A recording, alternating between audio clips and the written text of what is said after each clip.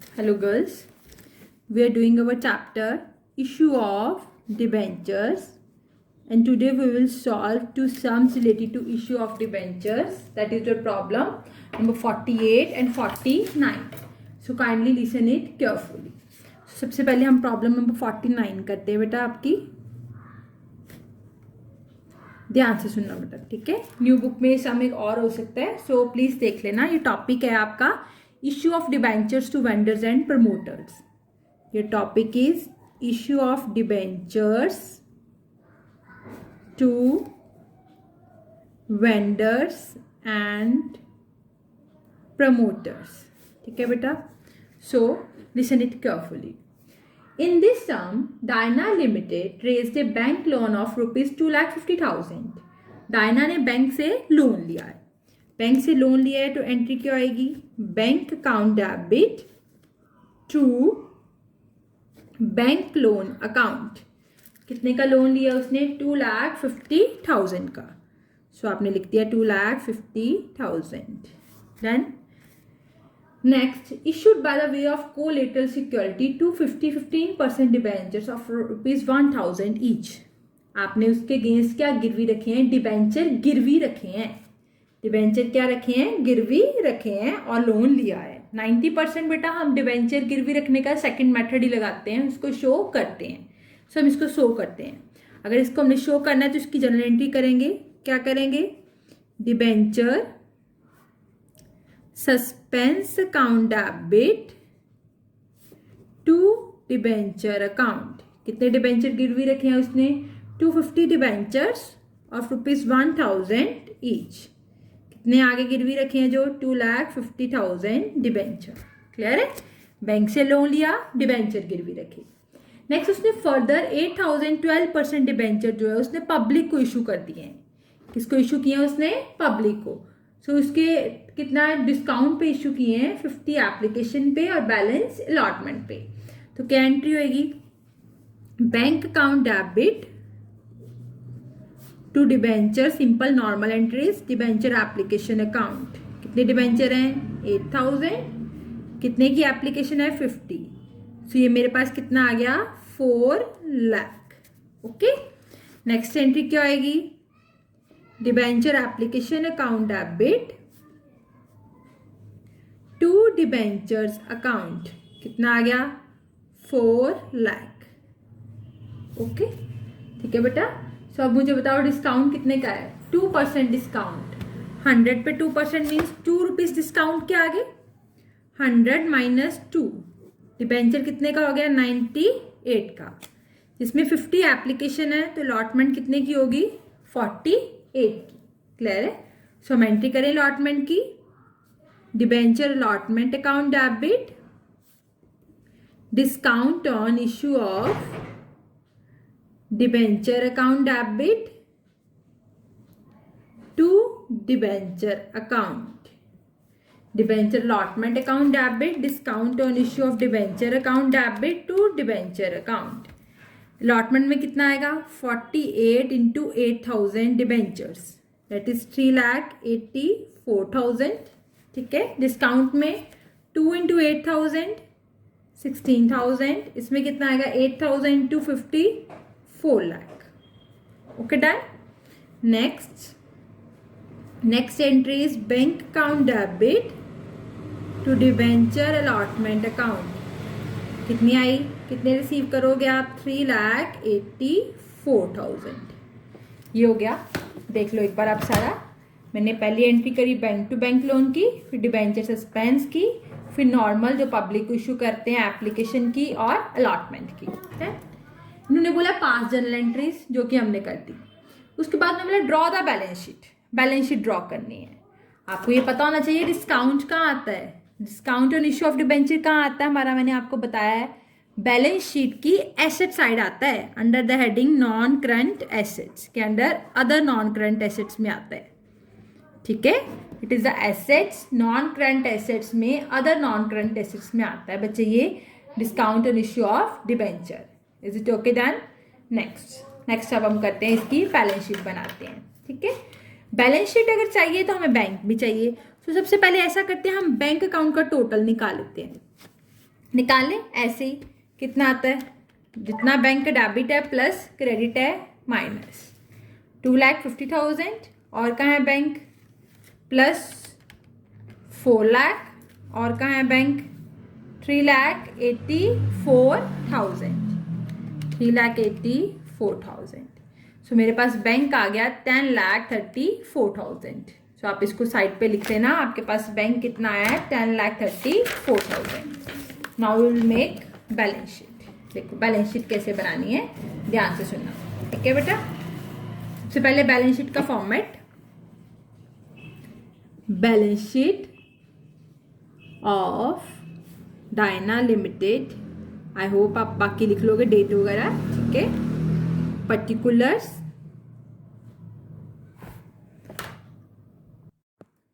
सो हम बेटा balance sheet बनाते हैं। पर्टिकुलर्स, नोट नंबर, अमाउंट, जो हम आइटम चाहिए हम वही लिखते हैं, ज़्यादा हमें लिखने की जरूरत ही नहीं है, ठीक है। सो हम क्या लिख लेते हैं अपनी इक्विटी एंड लायबिलिटी साइड पे, नॉन करंट लायबिलिटीज में क्या चाहिए हमें, लॉन्ग टर्म बोरिंग्स, ठीक है। बस यही चाहिए, वही लिख लेते हैं। टोटल एसेट साइड पे हमें दो चीज़ें चाहिए, एक चाहिए नॉन करंट एसेट में अदर नॉन करंट एसेट, ठीक है, और एक करंट एसेट में चाहिए कैश एंड कैश इक्विवेलेंट। सो हम बस ये लिख लेते हैं, ठीक है बेटा। सबसे पहले हम कैश एंड कैश इक्विवेलेंट जो हमने बैंक निकाला है हमारा क्या आया था 10,34,000, वो डाल दिया। अब हम ये दोनों चीजें निकाल लेते हैं। Long term borrowing, note number 1, देखो क्या आएगा लॉन्ग टर्म बोरिंग में, एक आएगा हमारा बैंक लोन जो हमने लिया, कितने का लिया 2,50,000 का। एक वो डिबेंचर्स जो हमने पब्लिक को इशू किए, कितने 8,000 debentures into 100, that is 8 lakh, ठीक है। एक वो डिबेंचर जो हमने गिरवी रखे, कितने डिबेंचर्स गिरवी रखे 250 डिबेंचर्स ऑफ ₹1,000 ईच, 2,50,000, ठीक है। आप ऐसे ही कर लो। मैं आपको क्या करवाया था, यहाँ तो आप इसमें से डिबेंचर सस्पेंस माइनस कर दो, या इसको अलग से एसेट साइड शो कर दो। आप इसको अलग से एसेट साइड ही शो करो, वो ज़्यादा बेटर है, ठीक है, फिर आपका आंसर आ जाएगा। तो मैंने डिबेंचर यहाँ प्लस कर दिए। सो हमारा टोटल कितना आ गया देखो 2,50,000 plus 2,50,000 plus 8 lakh, that is 13 lakh. कितनी आ गई लॉन्ग टर्म बोरिंग्स हमारी 13 लाख। नोट नंबर 1 यहाँ पे लिख दिया, दैट इज 13 लाख, और कुछ भी नहीं है। सो ये टोटल आ गया 13 लाख, ओके। अब हमारा कैश एंड कैश इक्विवेलेंट तो हो गया, अब क्या रह गया, नोट नंबर 2 बना लेते हैं, अदर नॉन करंट एसेट्स। इसमें हमारा क्या क्या आएगा, एक आएगा discount on issue of debenture,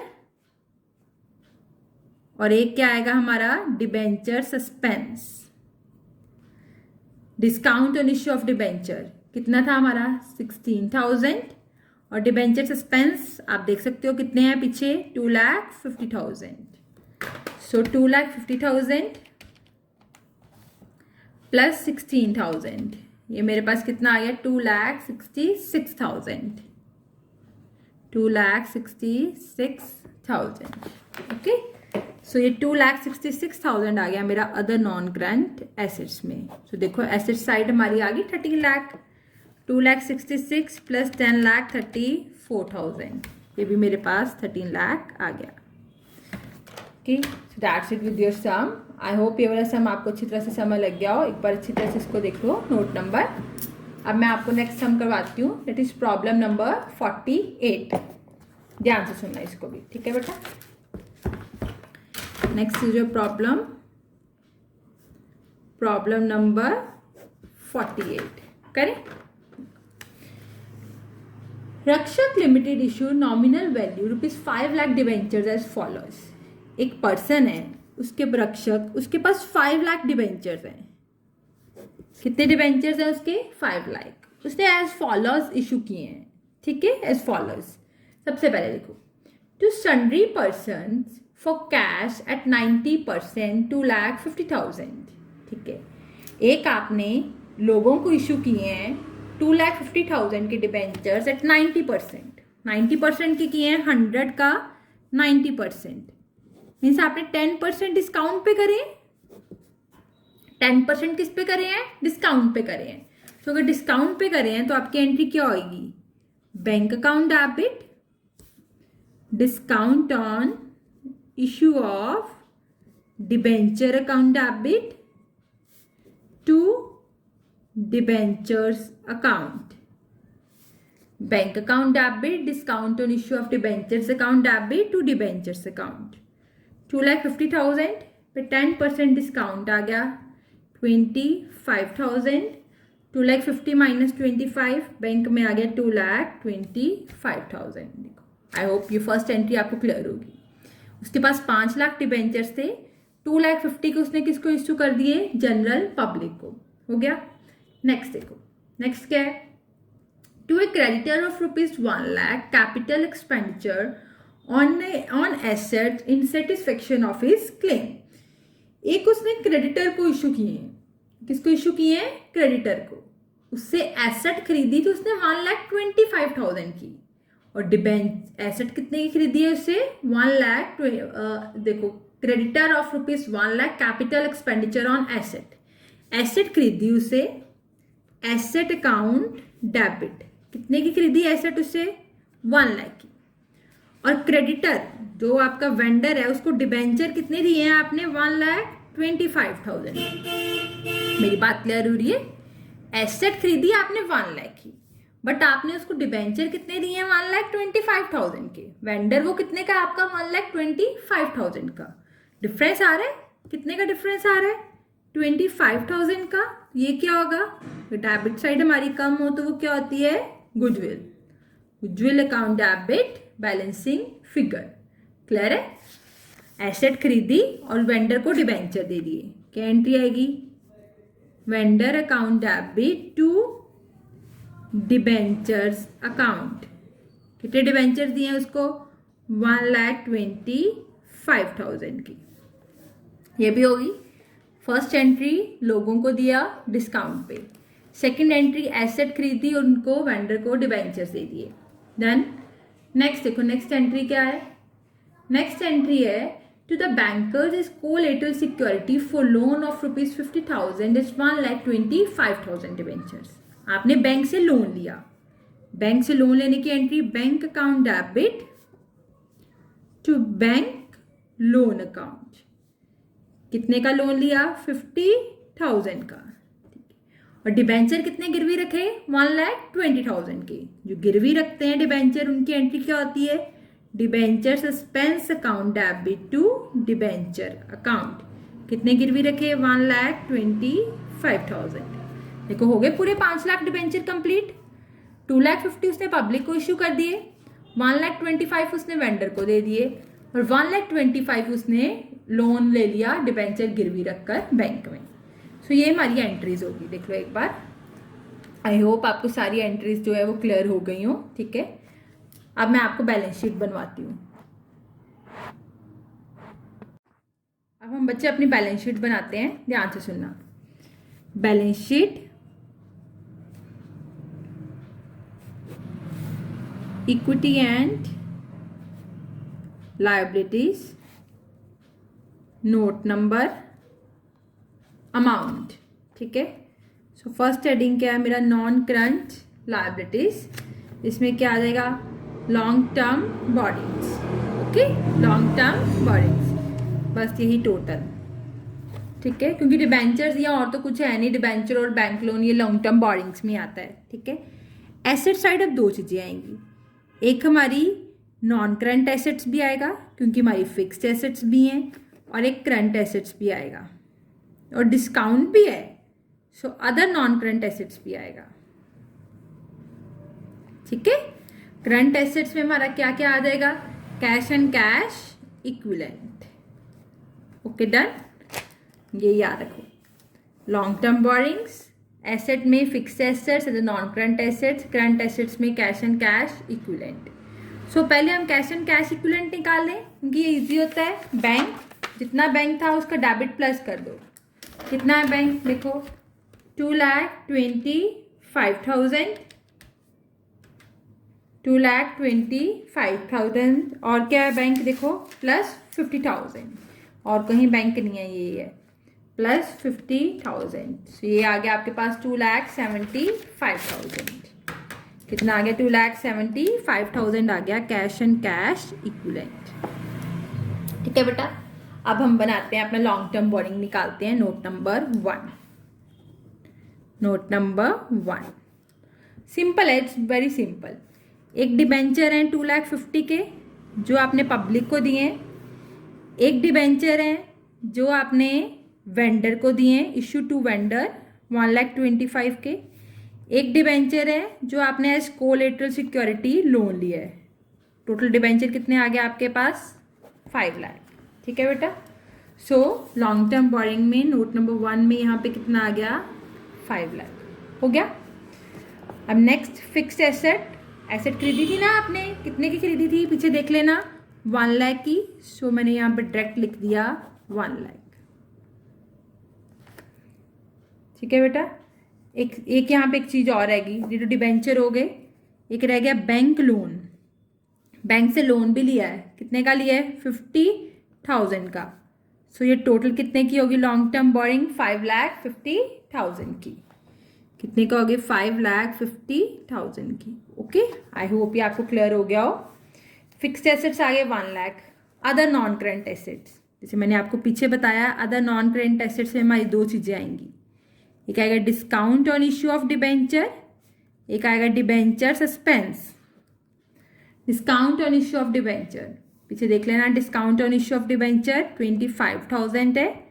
debenture suspense, कितने डिबेंचर गिरवी रखे हैं? 1,25,000। ये आ गया 1,50,000। ओके, ये आ गया 1,50,000। प्लस कर लेते हैं एसेट साइड को भी, 1 lakh plus 1,50,000 plus 2,75,000, 1 lakh plus 1,50,000 plus 2,75,000। Fixed assets में बच्चे आप देखो हमारे पास 2 चीजें हैं, एक तो एसेट है और एक गुडविल भी है। ये भी हमारी एसेट का ही पार्ट होती है, पता है ना। तो फिक्स्ड एसेट हमारी है 1,25,000। तीनों को प्लस किया तो ये मेरे पास आ गया 5,50,000। ओके, फिक्स्ड एसेट में एसेट भी आती है और गुडविल भी आती है। आई होप ये देख लो आपको बैलेंस शीट क्लियर हो गई हो।